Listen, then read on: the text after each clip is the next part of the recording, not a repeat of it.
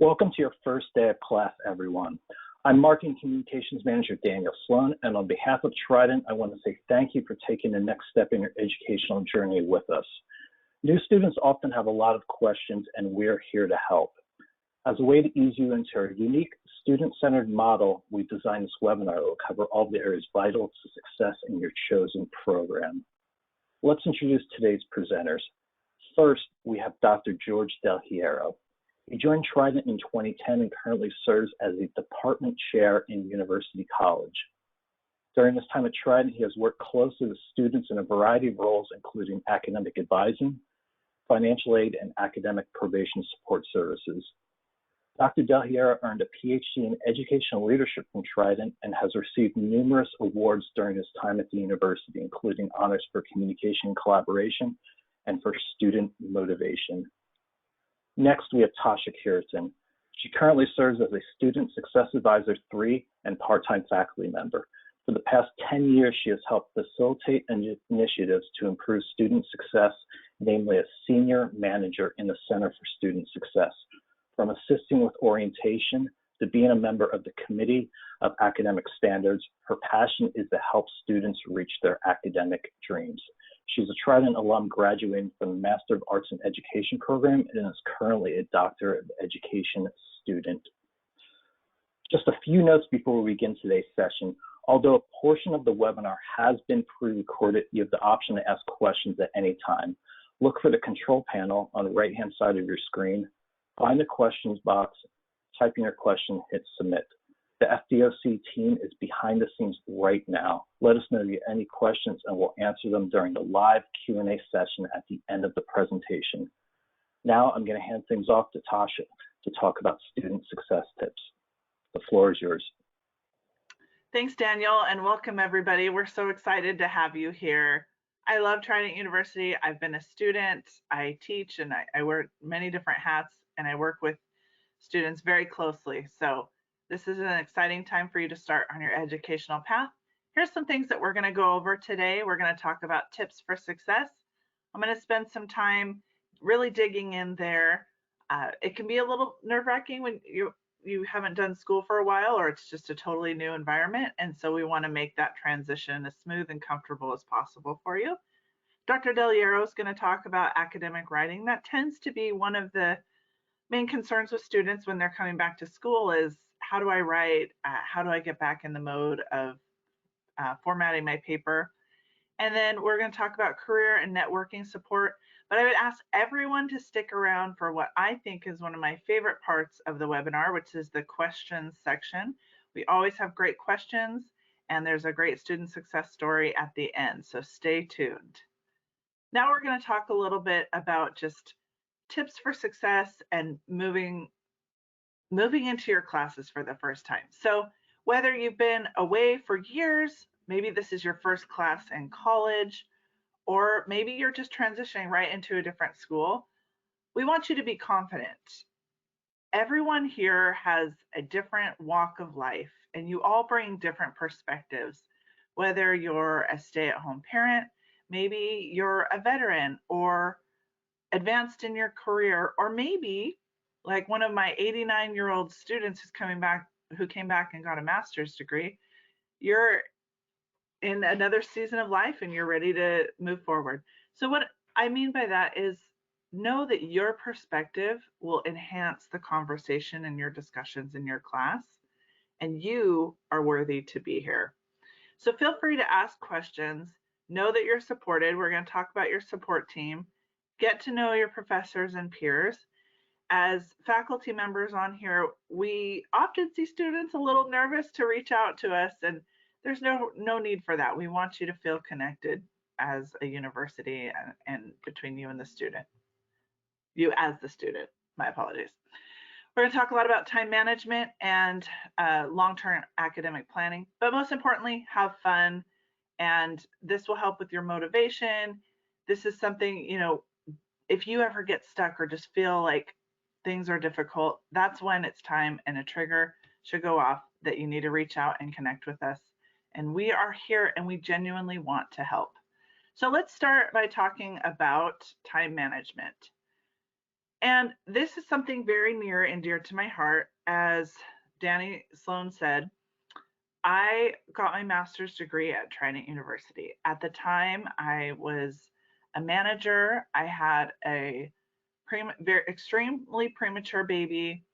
I was in the office a lot and managing life and work, and I wanted to get my master's degree. So I can relate to trying to balance it all.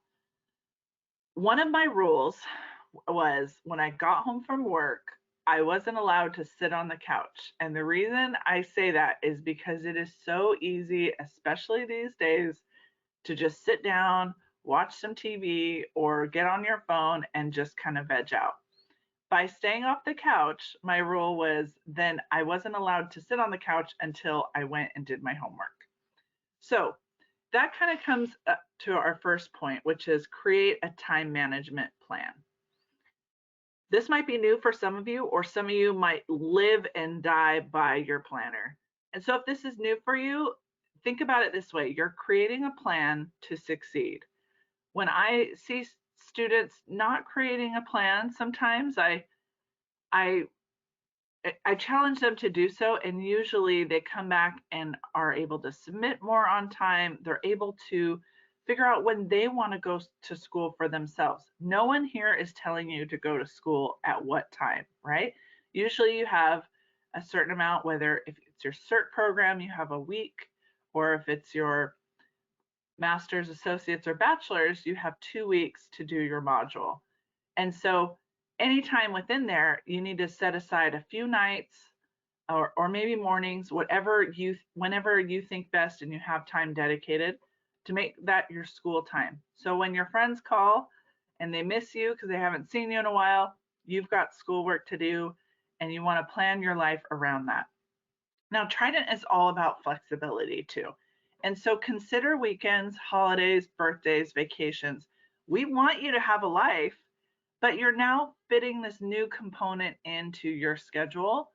And if you don't make time for it, there just won't be time for it. And so I love to see a student with a plan. If that's something you can do today, get out your planner. I use my planner here. I have a wall calendar that you can see here in the back, and I have a digital calendar. So I am all about scheduling your schoolwork. And in the beginning, you may want to go in every day for even 15 minutes just to get a sense of what do you need to accomplish the things and to kind of feel like you're in the rhythm of school. Because I always tell students, in your first few sessions, always take classes back to back so that you can get into a good rhythm. Because once you get out of that rhythm, sometimes it's hard to jump back in. So write down your due dates. The bachelor's and master's and associate's classes are usually due on Sunday nights. So I would always say try and do your first discussion the first week of the module and your peer responses the following week. If you have questions about this, we can talk more in the Q&A section as well. And make adjustments to your schedule, but I think the key is to just have a plan, right? Don't get discouraged when you fall behind. Again, as I mentioned before, that's kind of that trigger. If you're falling behind, you may think, oh, well, I don't want to give excuses, or this is just on me. Trust me, we understand what it's like to be adults and to have things come up. And so we can't help you if we don't know what's going on. And it's not to judge you, it's not to be upset with you, it's to say, hey, that's okay. Look, you still have time to do this, or maybe we can help you with this option. Again, there are options and exceptions if needed, and that's something that there are eligibility requirements, but we want to help you with. So let's talk a little bit about who you're going to be reaching out to in that support group. When you log into your student portal today on the homepage of mytlc.trident.edu, you will see 2 photos, and those are consider that kind of like your support team, right? There's going to be your student finance advisor, and there's going to be your student success advisor. Hey, maybe some of you guys have my face on there. You never know. I do support a lot of students, and I love it. And so in addition to that, right now, if you've just started your program, you are working with your admissions advisor. You've probably built, hopefully you built a good rapport with them.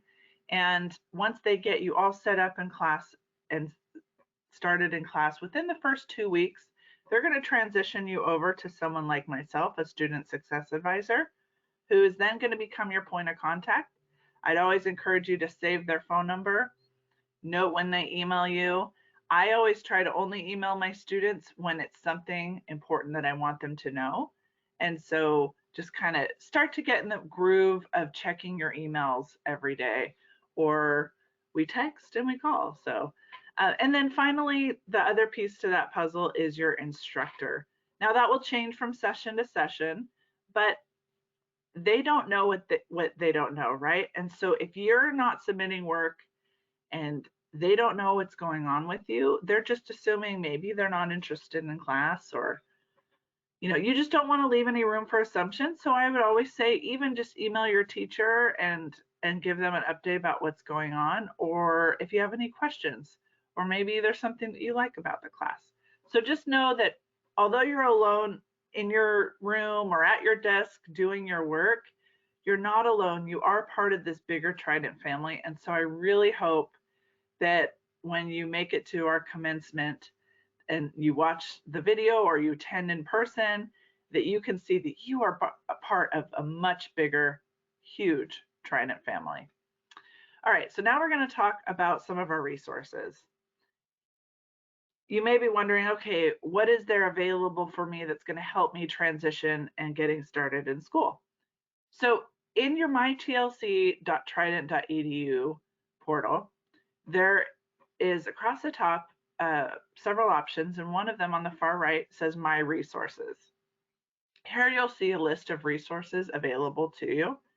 Math and writing tend to be a big thing that students are concerned about, rightfully so.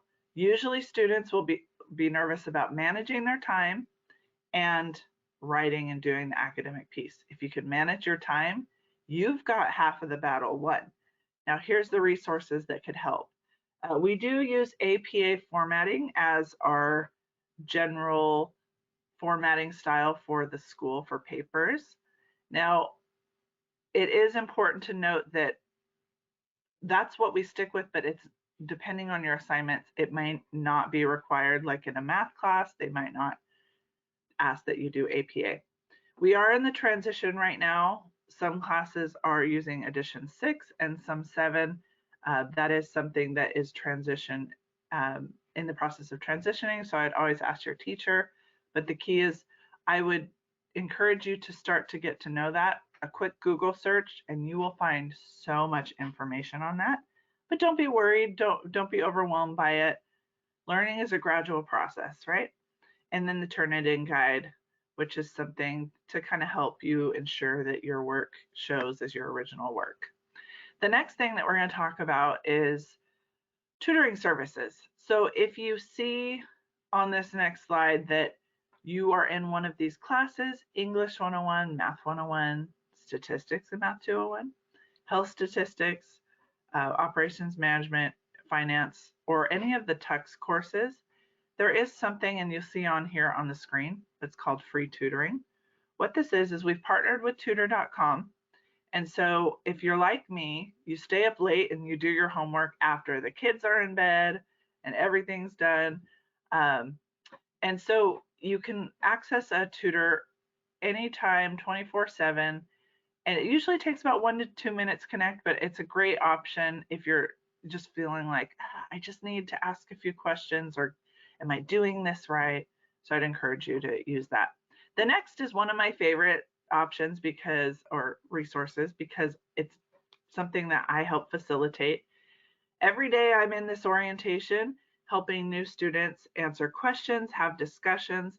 So if you have not done that as of today, please go in and before you go into your class, complete the online orientation. You'll have access to it for up to 6 months after you start your program, but it's by far the best way to go in and learn the portal, learn the classroom, and how you can navigate, how you can find your teachers, how you can participate in discussion. You can practice submitting work to make sure that you do it correctly.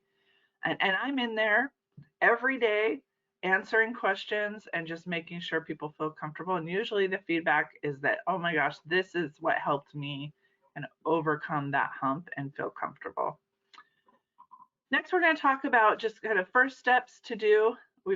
I've kind of laid the groundwork now, but go in, log in to your class, do your orientation, and take a tour of your class. There's not much that you can click on that's going to break your class, or there's really not anything that could break it. But sometimes people are a little nervous. Just click around. There's different ways to access different information. And so the more time you spend in the class, the more you're going to feel comfortable. Look over the syllabus, read the assignments, and post your introduction. I always say the introduction is the easiest part. You literally just go in and say, hi, this is me, a little bit about me.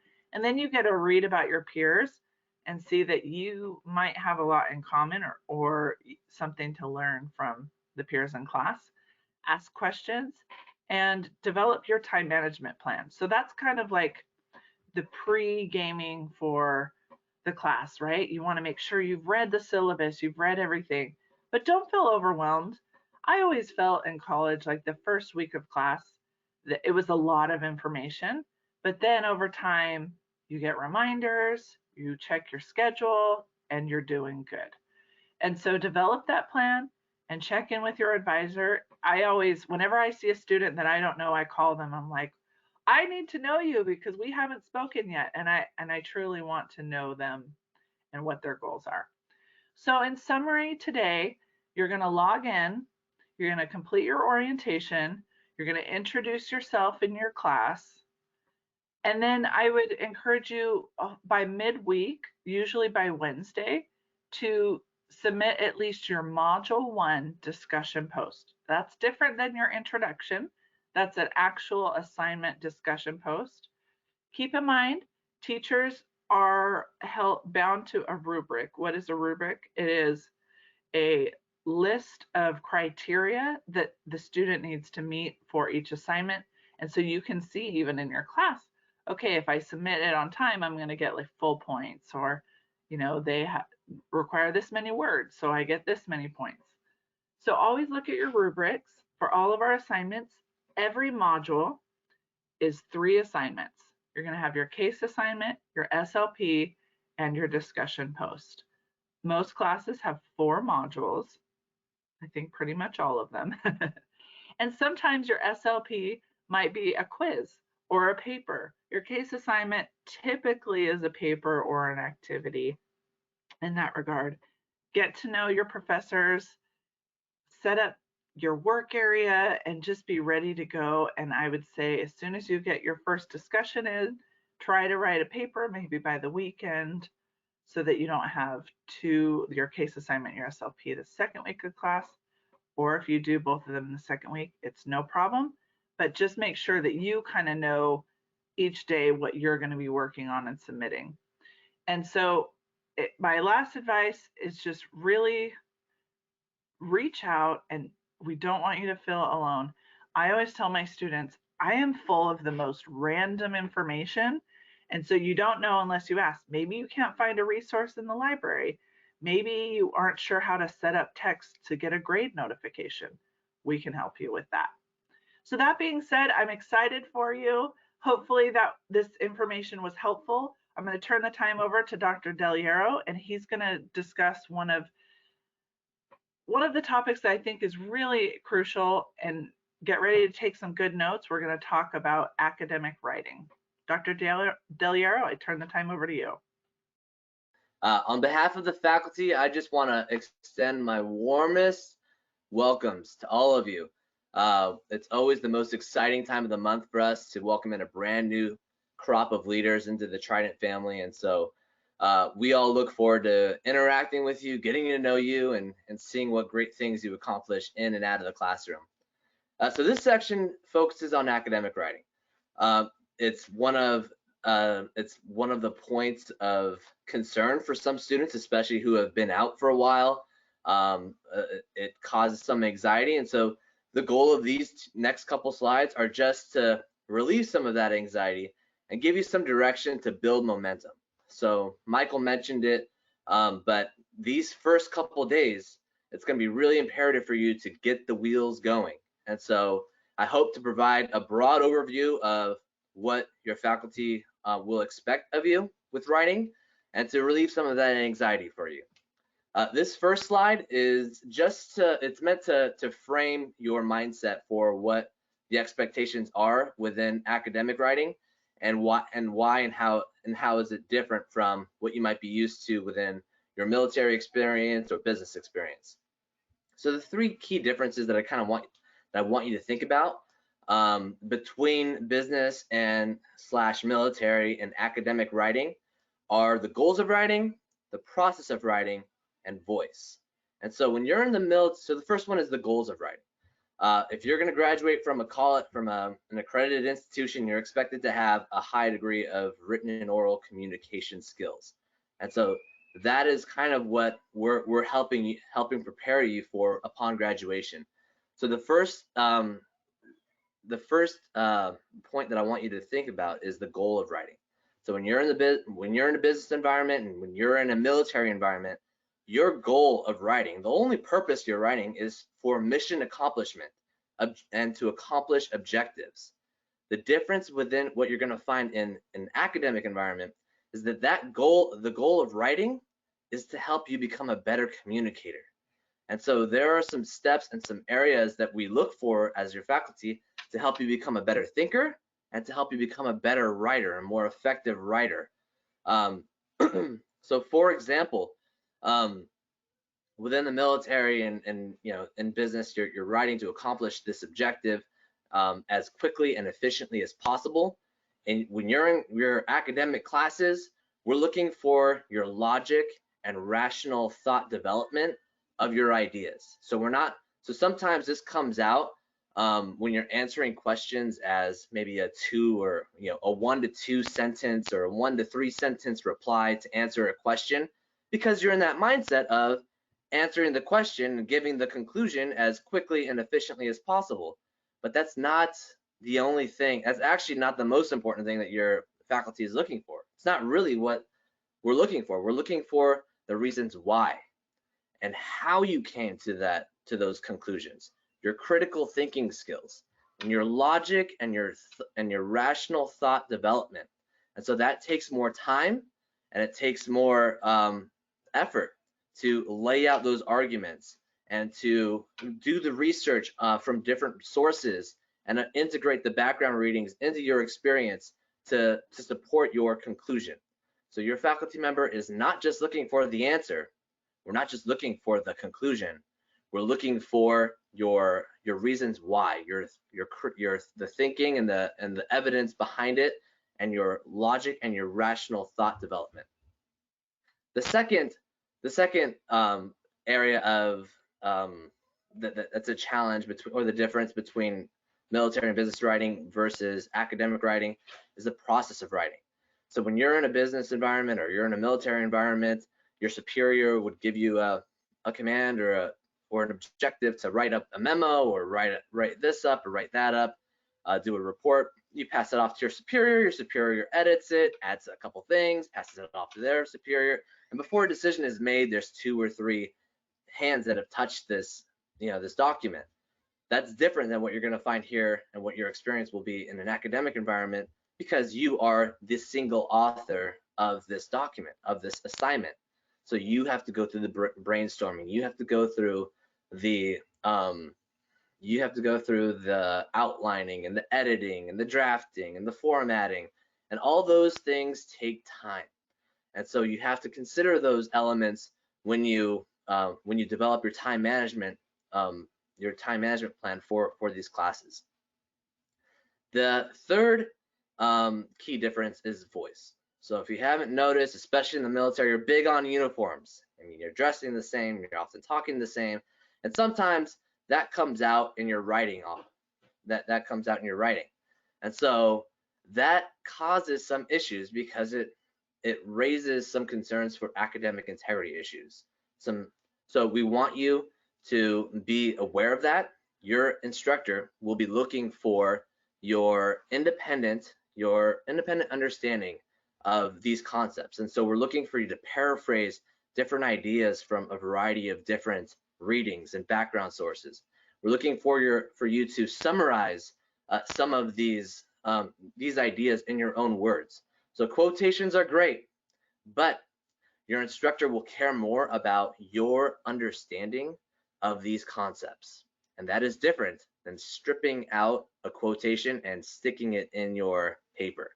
It's fundamentally different, and it takes a lot more critical thinking and a lot more time and effort to summarize these different ideas in your own words and put them in. But that is what your instructor is looking for. And if you consider these things, you will reap the benefits of this program upon graduation, and I promise you will become a more effective communicator and contributor to your organizations. The next slide is just meant to give you a general overview of academic writing structure. And so this is not an all-inclusive slide. These are just some tips that as an instructor, I see students kind of missing these points. And so as a writer that you may not have as much experience in an academic environment, or maybe you've been out for a while, I hope that this gives you some direction to get the wheels going and build up that momentum early on.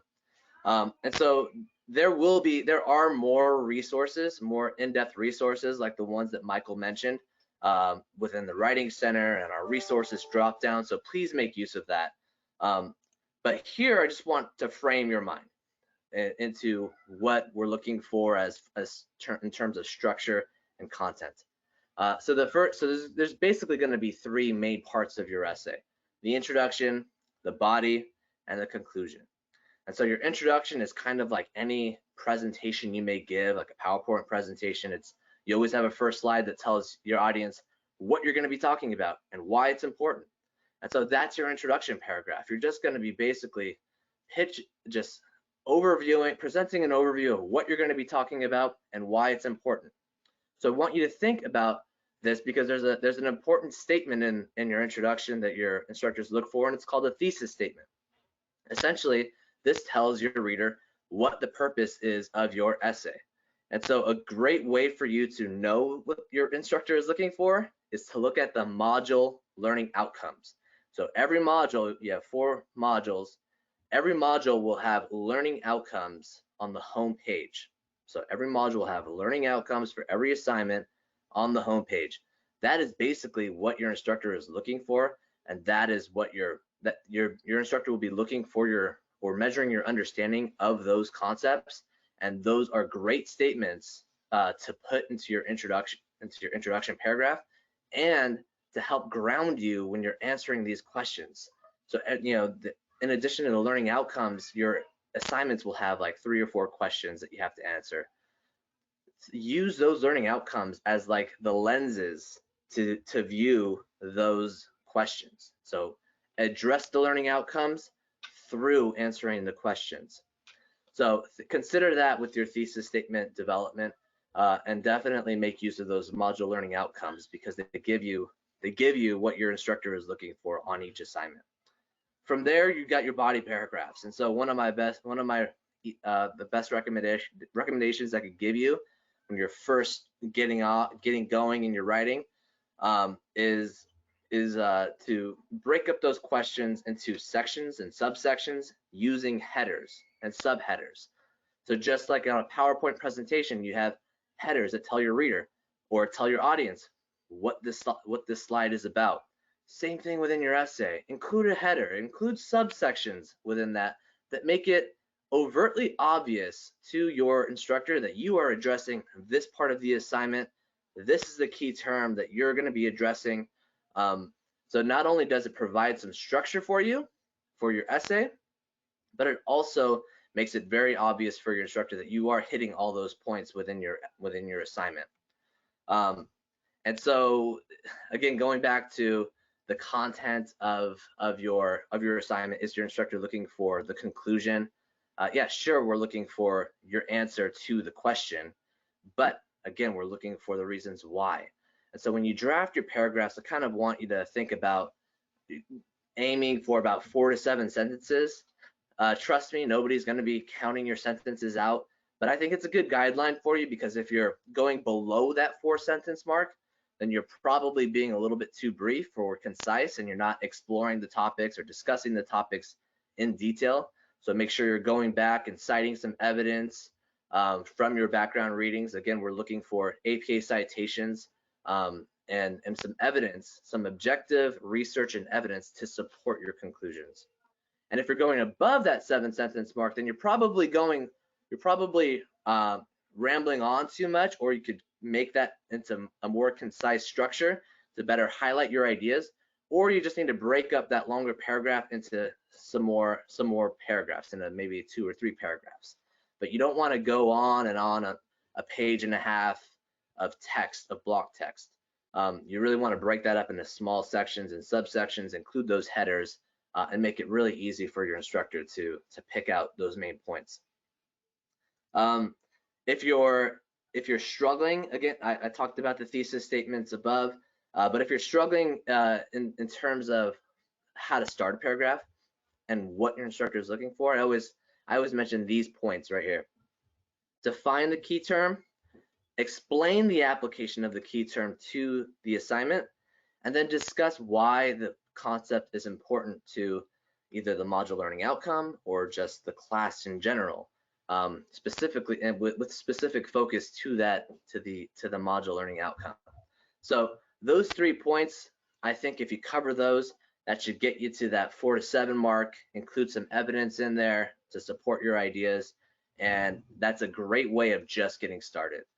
This is not going to be the perfect way. I can promise you that your instructor will give you feedback, but it's really important for you to take that feedback and then just continue to build upon it. Your instructor is not looking for perfection. In fact, you shouldn't expect that of your instructor. We're here to make you better communicators and better critical thinkers. That's our value. That's our objective. And so when you explore these concepts in a variety of different ways by defining and explaining and discussing the value of these concepts, you're in essence exploring these concepts from a variety of different ways, and you're thinking about them in different ways. So consider that when you're drafting up your assignments. And then the conclusion paragraph is the last part of your assignment, and it really just reflects, it's just kind of like a reflection of your introduction. Your introduction is telling your audience what you're going to be talking about, why it's important, and your conclusion is going to be basically stating what you already have talked about and why that's important. And so they're mirror images of each other. Again, this is not an all-inclusive, these are not all-inclusive suggestions. It's just simply to get the wheels going, and over time you're going to receive more detailed feedback from your instructor to become a better written communicator, a better writer. And so I just highly suggest that you accept that feedback, and with willing and open arms. So I hope that helps. Again, refer back to the resources under the writing resources under the resources tab if you need some more in-depth advice. Always reach out to your instructor, because we love hearing from you and we love to support you in this process. Honestly, it is our honor to serve you. So please make use of us. Thank you, Dr. Del Hierro. We also have resources to help students outside of the classroom. First, there's Alumni Fire, which is for all current students and Trident alumni. The URL is on your screen now. This is a place where you can connect with other students, alumni, faculty, and staff to get advice on your education, career, and more. For more information, reach out to alumni at trident.edu. We also have Career One Stop, which is a source for career skills development, such as resume reviews, interview practice, and more. This can be accessed on the front page of your student portal right after you log in. If you have any questions on that, reach out to Trident for careers at trident.edu. That's Trident, the number 4, careers at trident.edu. And now we're going to move on to today's Q&A session.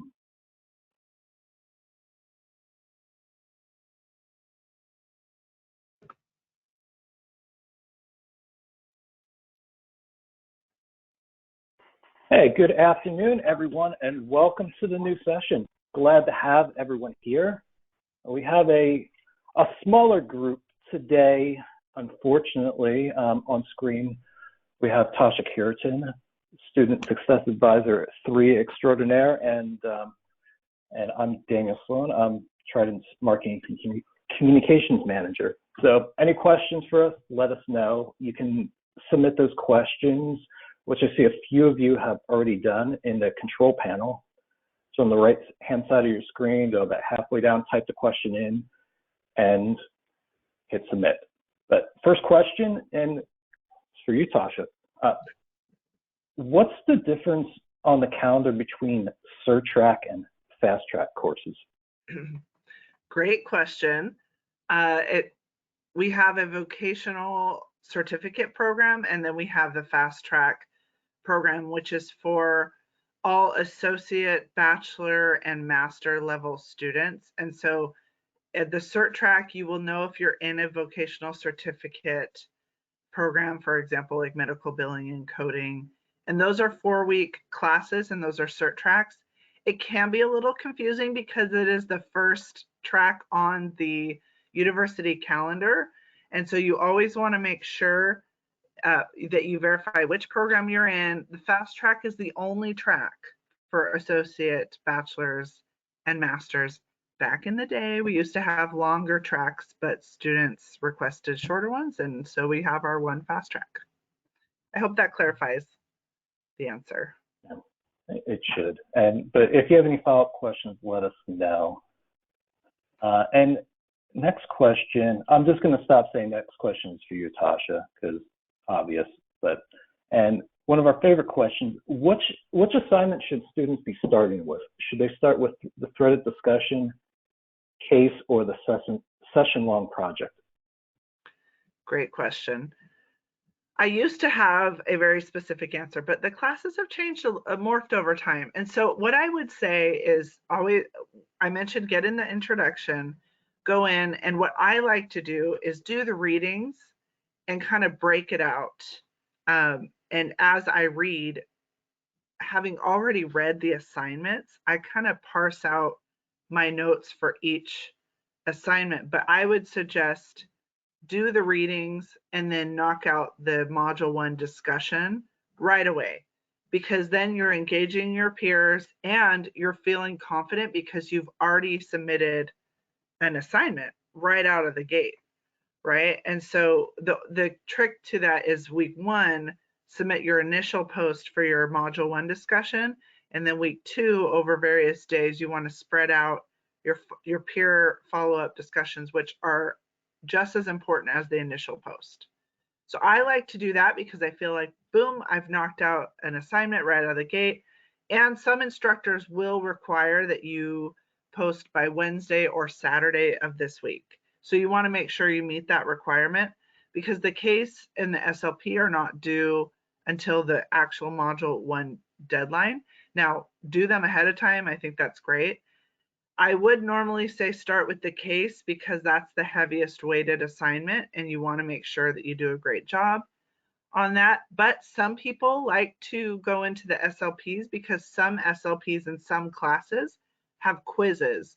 And that's also another way, if there's a quiz in there, to kind of feel motivated, like, oh, I knocked that out, I did good there too. Because you're going to find things that motivate you to keep going and to knock things out. So I would just say stick to the schedule of week 1 of the module, do your initial post and either a case or a SLP.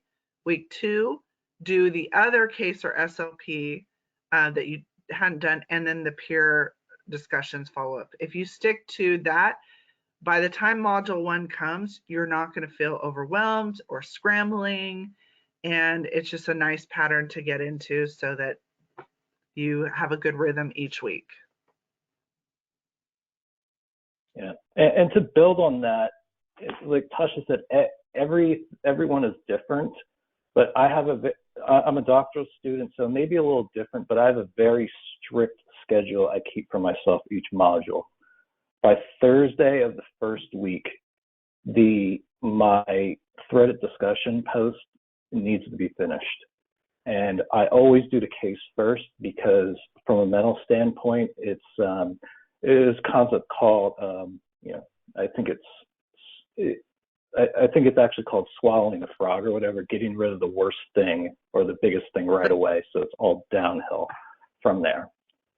And oftentimes the SLP is putting what you know sort of into practice in the concept of what you may be doing in the real world, what you have been doing. So in a lot of ways, for me, it's like going with your gut. So that way, it's almost like an Oreo, the get started and easy thing on the other side, and the difficult thing is in the middle. So if you have any questions about it, let us know. And next question, Tasha, if someone needs to contact a professor, is email the best option? And additionally, if I would like to schedule multiple classes or classes closer together, who would I contact? And just real quick, before you answer it, Tasha, the person asked that, could you let us know what program level you're in, like bachelor's or master's? Thanks. Okay, I wrote down this question. I just want to make sure. So is it better to email as far as communication? I would say yes. With a professor. With a professor, yes. I would say yes, and the reason is there are ways to do a one-way message within your course. Students sometimes get tripped up on the fact that one-way message goes to your instructor and then they respond via email to your Trident email. For anybody on here, I would always recommend, as you get set up, and this is kind of going off a little bit, but this will help you get your instructor responses, is if you haven't already done it, set up email forwarding, unless you're going to go into your Trident email on a regular basis. Most prefer to forward their emails over to their personal email so that if your teacher or your advisor emails you something important, it comes right to you. The way to do that is on the home page of your TLC portal. On the lower left quadrant, it says tools and links, and then it says email forwarding. It's so easy to do, to set up and to do that, because sometimes students will say, hey, I haven't heard back from my instructor, and their email's not forwarded, and they're not checking their Trident email. And so instructors will usually respond to the Trident email. So I would encourage you to do that. But yes, email is the best way with instructors. I would say with an advisor, calls, text, email, whatever, they're usually full-time at a desk, like waiting for you to reach out. And faculty might work off hours, that kind of thing. And if you have that relationship with your success advisor, it never hurts to copy your advisor on the email as well. Because if you copied me as your advisor, I would be like waiting for the instructor to respond. If like a day or two went by, then I'd email the teacher like, hey, don't forget that, I just like to be kind of that little fly on the wall that reminds people of responding. So, oh, and then there's part 2 to the question, huh? Okay, multiple sessions. The question was, can I sign up for multiple sessions like closer together? Is that correct? Yes, or multiple courses, and this is a bachelor student. Okay, bachelor student. Yeah, so the maximum amount of courses that you can have open at one time is 3 courses. So we do have extension options for students. So let's say if you started today and you're taking 2 classes and you want to start in 4 weeks, you would be overlapping a session, because not to confuse everybody on here who's in a fast track session, your class is 8 weeks and you're really going to go from start to finish, usually not overlapping, but we do have students who overlap, and that's okay. What they would do is they would start the session on April 18th, which is 4 weeks into their current class. As long as they're keeping up, I say, hey, no problem. And they can do that. Now, where you just want to be careful when you're taking multiple sessions is not to extend out your previous classes, because then you could exceed the course load of having more than 3 courses open, and then we have you drop. So long story short, for those who are really trying to move through the program, overlapping is a great option. I would always recommend for this group here, if you're just starting, to try one session first just without overlapping to get a sense of how am I doing, how's my time management plan, and keep in mind if you're in one of the Tux courses, which is one of our introductory courses, that is one of the easier courses. It's set up to help you kind of transition in. And so you don't want to kind of take on a lot all at once. You kind of want to get into a good rhythm, be like, okay, I'm doing good, and then pick up courses from there. And to go back to the first part of that question, talking about email forwarding, and we actually did this last session, and it worked out well. Is believe this is the portal. This is actually my student portal. So this is where you go for the email forwarding. And Tasha, you said that most students, that's what they choose to do, correct? Mm-hmm. Some do it in the sign up process where it might already be forwarded, but I would always check. And there's your there's your email. Yeah. Yeah. So it's very simple to do. And for those of you who don't like checking a lot of different emails, it's probably the best way to go. So you're getting your communication. But I would say the echo Tasha is that just any questions about that, about the utility of that, or other tips to kind of make your student experience successful, just ask your advisor, because a lot of advisors too have been through programs at Trident. Yeah, and what I love being an advisor because you have that relationship with your students all throughout each courses, so you're gonna know their situation better. And we can always jump into, like, if you're on a ship in the ocean somewhere in the Navy and like you can only call, then we're going to email your teacher for you. So it's just finding out what works best for you too. Okay, next question. It's about feedback from professors. I have a student who they're going into their third session, and they're wondering if professors they give a grade, or if they actually provide feedback on how they can improve. Sure. The expectation is usually to provide written feedback for every grade.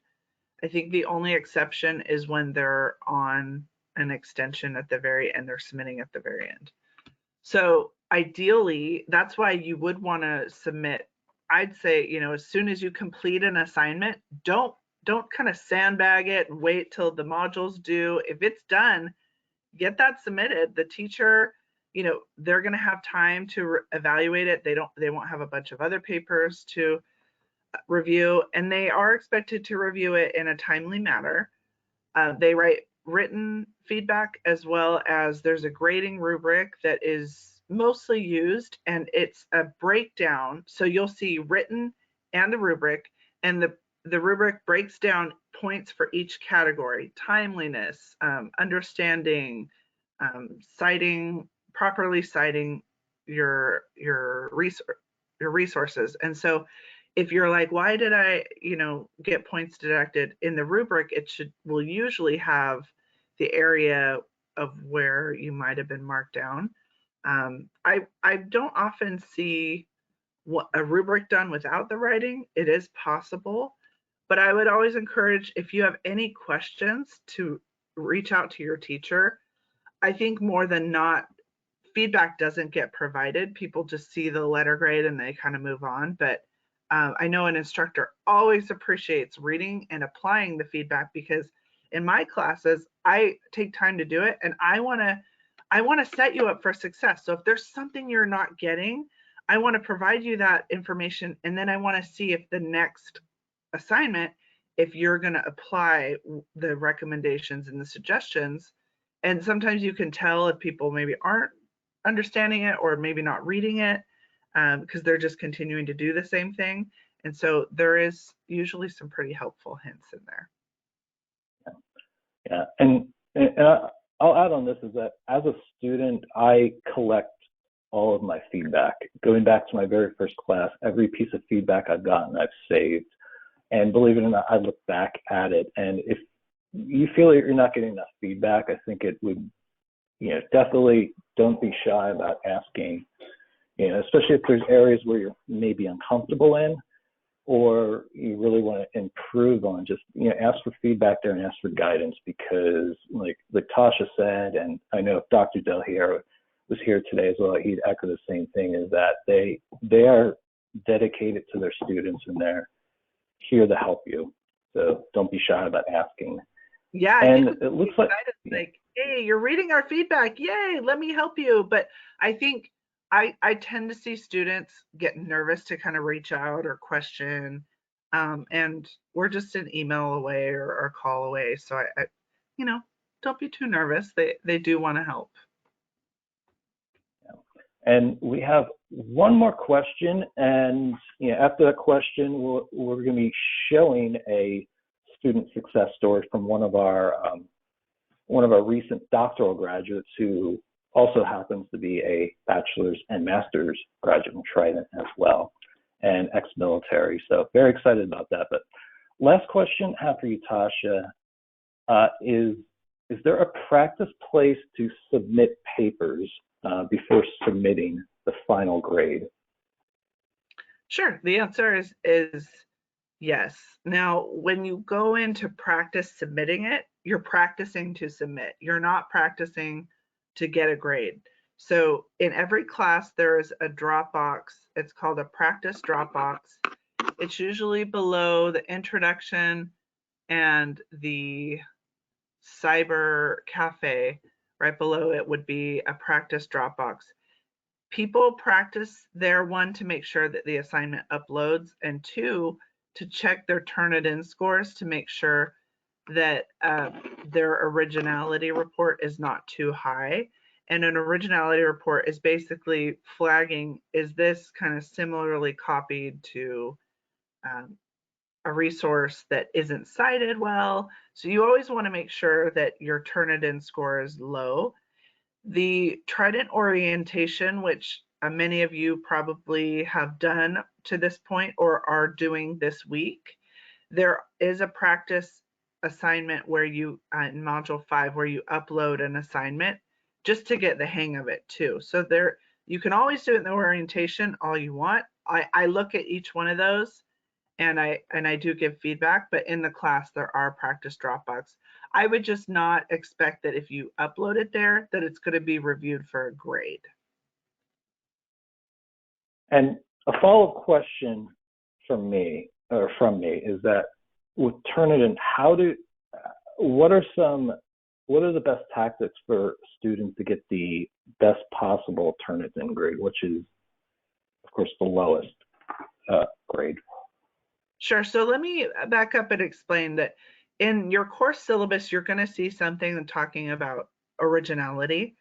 And what we do just in the online environment, it's easy, especially when you first get started, to maybe not properly give credit to a resource that's not yours, right?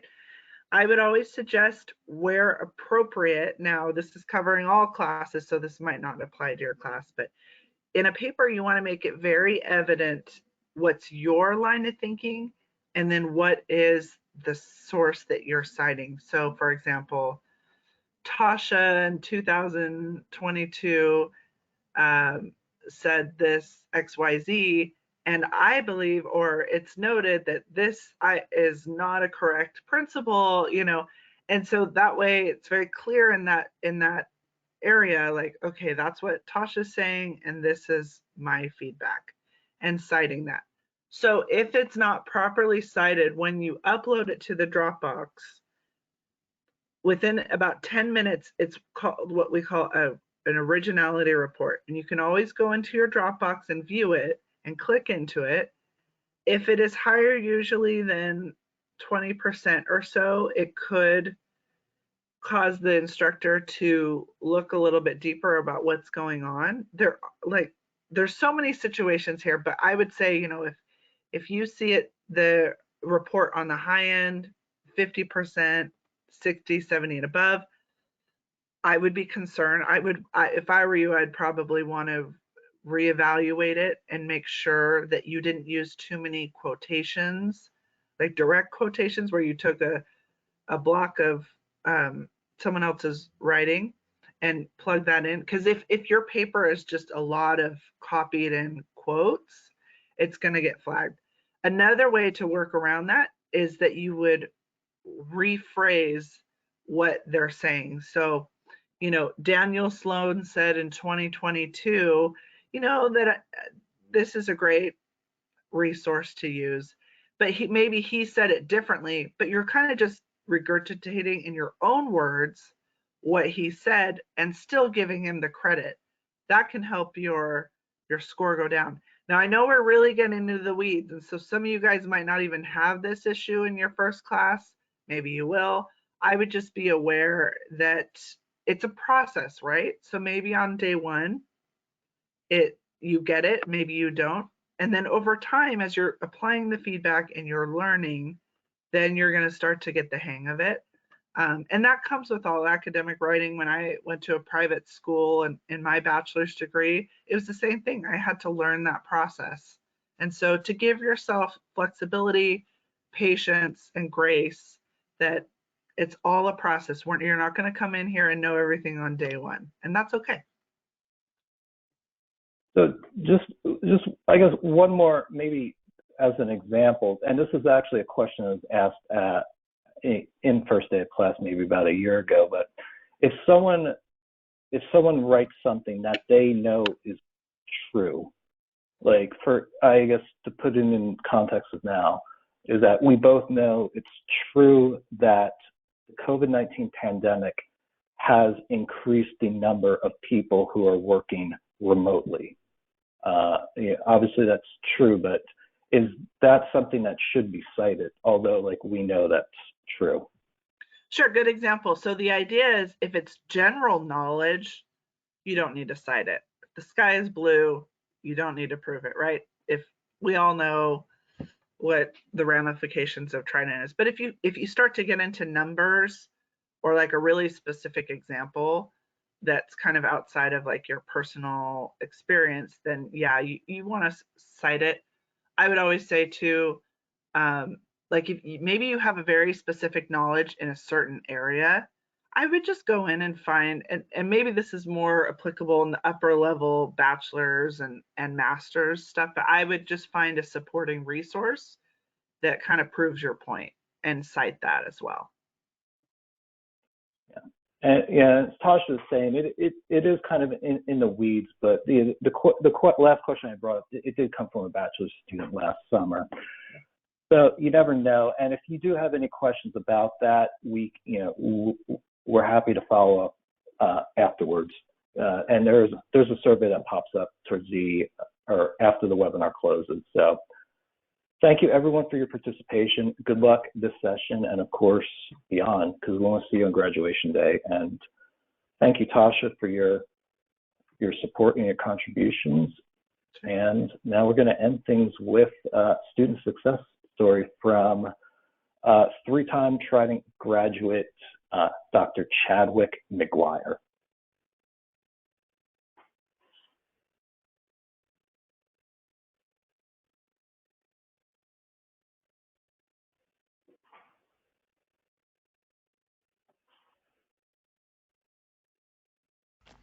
Hello, my name is Dr. Chadwick McGuire. The biggest obstacle, having enough time. So 24 hours in a day, and you've got to split that between the kids, the spouse, the job, the degree. That was my biggest obstacle to overcome. Making time for everything that I wanted to make time for, and still getting the degree accomplished. Time management, making myself sit down even though I'm tired and take it one letter, one word, one sentence, one paragraph at a time. And I knew that if I took it one day, 1 week, and 1 month at a time, that eventually I would get to the end and be able to say that I accomplished the goal that I set out for myself. And the same holds true for you and any goal that you set for yourself. If you take it one day at a time, one piece at a time, and not allow yourself to get overwhelmed, then you too can make it to the finish line and accomplish any of your goals. Trident alumni, forged by the tip of the spear.